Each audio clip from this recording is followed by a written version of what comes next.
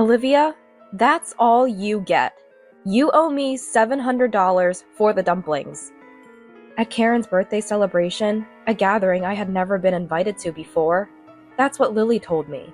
In front of me, there was just a single dumpling. Pointing at it as if feeding a pet, Lily said with a laugh, "Here you go!" Karen, the elementary schooler, seemed to be in on the joke too, laughing at me. Mother and daughter, both mocking me with the same demonic grin, completely extinguished any affection I had for my granddaughter. "I've had enough. I'll just pay the bill and head home," I said, standing up. Lily, still smiling, waved me off dismissively, disappointed in Jack, who wouldn't even meet my eyes. If they wanted to celebrate with just their immediate family of 3, that's fine by me. I was willing to pay, but with that attitude, any desire to celebrate had long since vanished. No matter what they say, I'm never getting involved again, I thought irritably as I went to settle the bill. Then someone tapped my shoulder. Hearing her words, I decided to get back at Lily and her family. "I'm Olivia. This year, I turned 65. Blessed with children, I've led a normal life. Though my husband was always focused on his work and not much of a talker, I believed we had a good relationship. I thought my life was without major upheaval, but there was one thing that troubled me. It was Lily, my eldest son's wife. I understand that it's common for wives and mothers-in-law to not get along. However, Lily's attitude of treating me as an enemy just for being the mother-in-law was causing me trouble. Olivia, you're always free at home, right? Let me do you a favor and take care of your cute grandchild." "Lily, I have plans today. I told you I can't do last-minute favors, remember?" "I never heard that. Maybe you just think you told me." I never knew what set her off, but Lily always had a harsh attitude towards me. She'd call suddenly or come over unannounced, dumping tasks on me without caring about my plans. Even if I helped, she'd never thank me, saying, "A parent should naturally do that much." But if I refused, she'd condemn me as some terrible villain. Lately, I've been finding excuses not to comply with her demands. Yet, Lily would confront me, labeling me as a heartless person, accusing me of treating her poorly or not loving my grandchild. Lily seemed to truly despise me. The final straw was when Karen, my granddaughter, started elementary school and I was taking care of her after school. "Grandma, you're mean to Mom, aren't you?" "What? No, why would you say that?" "That's what Mom says. You always lie and say you don't. Liar. Mom was crying. You should apologize." Apparently, Lily had been telling Karen that I was mean to her, and I was confronted with such accusations from Karen. I had no idea what she was talking about and tried to get the details from Karen. But Karen, seemingly taking Lily's words at face value, just kept calling me a liar, making it impossible to have a conversation. I couldn't understand why Lily would manipulate such a young child to dislike me. With no idea what to do or what was even happening, I was at my wit's end. When I talked to my husband, his response was just, "She's a child. She probably doesn't understand yet." He didn't seem too concerned. Consulting my eldest son, Jack, was no better. His cold reply was, "Handle your own problems. Probably just tense around the mother-in-law, worrying about being ordered around because she's the wife." I would never do that. It's unbearable being targeted with such hostility. So what am I supposed to say? Should I tell her to be nicer to Mom? If I do that, it'll look like I'm siding with Mom, and things will become even more strained between us. It's not about taking sides. If she dislikes me, I want to know why. If she wants nothing to do with me, she should keep her distance. Try to understand how it feels to be reluctantly asked for favors. She's the mother of your beautiful grandchild, Mom. Can't you just compromise a little? Jack's policy of non-intervention always seemed to side with Lily. No matter how much I pleaded, it felt like he was just brushing me off, telling me to endure it. At times, I couldn't help but vent to my close friends about these issues. Yet, their responses were always something like, "That's how sons' wives are." and I continued to struggle without finding a solution. Even when advised to keep my distance, it was always Lily who initiated contact. Whether I listened to her calmly or subtly rejected her, I found myself at a loss dealing with an unsatisfied Lily. During this time, I was informed by Lily about celebrating Karen's 10th birthday at a famous Chinese restaurant. Despite sending gifts for every celebration, including birthdays, I had never received a word of thanks from my eldest son's family. Instead, I was met with remarks like, "Olivia, you have no taste. It's better if you just give us cash." Naturally, I had never been invited to any of their celebration gatherings. After being told not to interfere with family events, I had refrained from getting involved. Karen's birthday celebration is at her favorite Chinese restaurant. You're coming too, right, Olivia? May I ask why you're inviting me this time? You're Karen's grandmother. It's not strange for you to come, right? Despite the usual attitude from Lily, her words made me suspect something unpleasant. Still, if I didn't go, I would surely be blamed for not attending my granddaughter's birthday. After much thought, I decided to attend the celebration. Although I had a bad feeling, part of me hoped that maybe they were trying to mend our relationship. If my suspicions turned out to be true, I would stop involving myself with them. With that thought, I went to the Chinese restaurant on the appointed day. But as expected, my faint hope was immediately betrayed. Lily and her family, waiting for me, looked at me and sneered with malice. "Look, there's shark fin soup, Karen's favorite. Since Grandma is paying today, let's eat a lot." What? Yay! When I expressed my surprise, Lily burst out laughing, as if she was greatly enjoying herself. Initially, I had thought that it wouldn't be a problem to pay for the meal, considering it was to celebrate Karen's 10th birthday.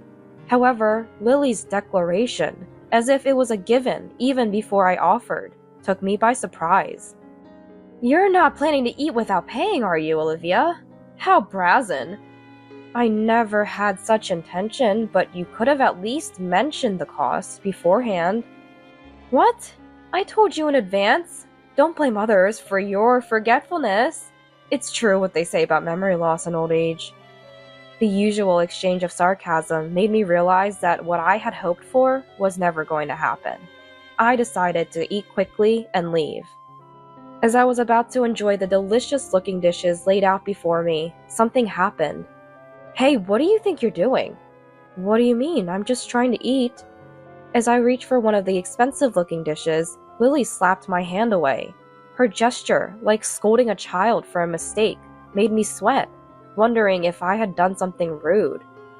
But seeing me flustered, Lily laughed mockingly and said something outrageous. "Today, Olivia, you're just the wallet, so no eating." "What?" "Olivia, did you really think you were invited for Karen's celebration? It's obvious you're here to pay the bill." "That's right, pay up!" "Be grateful we even let you sit at the table. Don't even think about touching the food. It's a joke." Lily and Karen took turns insulting me. Seeing this, Jack turned his face away from me and said nothing. In a situation with no allies, I felt as if my heart was being squeezed. I sighed, unable to find a solution to the relentless harassment. Feeling sick, I even started to think about just going home. Then, as if struck by an idea, Lily dropped a single dumpling onto my empty plate. "Well, can't be helped. I guess you can eat that much." "Huh? Mom, a single dumpling?" "Olivia, that's all for you. You owe $700 for that dumpling." "Grandma, that's so lame." Even Karen, a grade schooler, joined in laughing at me. Their demonic smiles, mother and daughter alike, mocking me, extinguished any affection I had left for my granddaughter. This was the moment I decided to cut ties completely. I didn't feel like celebrating her birthday anymore, but as a severance, it was a small price to pay. "I've had enough. I'll pay the bill and leave first." "What? You're leaving already? Thanks for the meal. Please just leave me alone from now on." I was disappointed in Jack, who wouldn't even make eye contact until the end. No matter what was said, Jack wouldn't reprimand Lily or even Karen. Trying to contain my intense anger, I went to pay the bill. As I approached the cash register, the flustered owner appeared. "Dear customer, I'm sorry, but the course meal is still ongoing. Could you please wait a little longer? I'm sorry, but I need to leave now. Can I just pay the bill first?" "Didn't you like the food?" "No, the dumpling was delicious." "Just the dumpling? Was there something in the other dishes you didn't like?" Apparently, Lily had reserved a course meal, and the owner was puzzled why I was leaving halfway through, so he approached me. Wondering how to explain the situation and feeling foolish to cover for my eldest son's family, I blurted out, "I'm apparently just the wallet." Then someone tapped my shoulder from behind. It was Mary, a friend who had listened to my complaints before. "I saw everything just now. It's much worse than what you told me." "Mary, when did you get here?" "Just before you all arrived. I heard the whole thing." As it happened, Mary was at the same restaurant with her colleagues from work. She happened to see the way my eldest son's family was treating me and hurried to talk to me as I was heading to the register. Seemingly more outraged than me at my son's family's behavior, Mary said, "You don't need to pay," and stopped my hand. "Listen, Olivia, even if it's your grandchild, that behavior is not normal. At her age, she should know better than to treat family that way." But no matter what I say, nobody listens to me, not even my son Jack. "So you're just gonna let them walk all over you?" Mary's words made me realize something. Looking back, my eldest son's family, unconcerned about me, was happily chatting and enjoying their meal. They probably don't even consider me as family anymore. Jack glanced at me for a moment, but quickly averted his eyes as soon as we made eye contact. Seeing such a pitiful attitude, I felt like the person sitting there was not my son. If they don't understand words, then show them with actions. I'll help you. "Thank you, Mary. Can I ask for a little help?" Encouraged by Mary, I felt like I had finally found an ally. The owner, sensing the uneasy situation, nodded at me as if to say he was on my side. "I'm sorry, but I only ate one dumpling." "Understood. Let's do this." Based on our explanation and the owner's decision, I only had to pay for the one dumpling I ate. It felt awkward to put out just a few bills, but the owner smiled, processed the payment, and handed me the receipt. "The rest of the bill will be paid by those who ate. No worries." "Thank you very much." In a situation with no allies, I found unexpected salvation in the kind restaurant owner and my friend. Internally, I felt that this alone was a good enough punishment for them, but after receiving advice from Mary, I wasn't planning to let their divine retribution end there. "I'm sorry, and thank you so much for today." "It's alright. From now on, if they treat you badly, speak up firmly, okay?" "Yes, thank you. Actually, I have another favor to ask, if that's okay." I thanked Mary and made a request before watching her return to the restaurant. Then I headed home, ready to deliver a final blow to my eldest son's family. The next day, when my doorbell rang, I was sure it was Lily. I had anticipated that she would come to complain about the payment from yesterday. Sure enough, the monitor showed Lily glaring at the camera with a furious expression, and I went to the door. "What do you mean, Olivia? Not paying for yesterday's food and drinks? What kind of reasoning is that?" "Food and drinks? What are you talking about?" "Don't play dumb. It's about Karen's birthday party yesterday." "That's right! You should at least pay up!" Karen, who came with Lily, was also glaring at me. As the restaurant owner had said, my son's family had to pay for themselves and were in a panic. They hadn't brought their wallets, expecting me to pay. Jack had to run to an ATM at a grocery store. and they were quite embarrassed. Karen, showing her anger, furrowed her brow and yelled at me. Her expression was hardly one you'd direct at a family member. I sighed lightly before facing Lily to talk. I only ate one dumpling yesterday, so I only paid for what I ate. The dumpling cost $700, remember? Oh, maybe you didn't hear it because of your age. With such rude attitudes from a wife and granddaughter, I didn't feel like paying anymore. As I retorted, they became even more heated and started verbally abusing me. What kind of attitude is that? Just because you're Karen's grandmother, do you think you can do anything you want? I don't want a grandma like you. Don't act so high and mighty. Ignoring their own behavior, Lily pointed fingers at me as if I were some kind of villain. Karen, too, acted as though she was a hero delivering justice to evil. Was there really a reason I had to be yelled at like this? I couldn't help but ask out loud, and an astonishing response came back. Hey, why do I have to be treated like this? What don't you like about me? What have I done? You haven't done anything. You know, wives just don't like their mother-in-laws. What do you mean? Just that. This time I thought I'd make you useful as a wallet since I was angry. Stunned by Lily's unexpected words, I was speechless.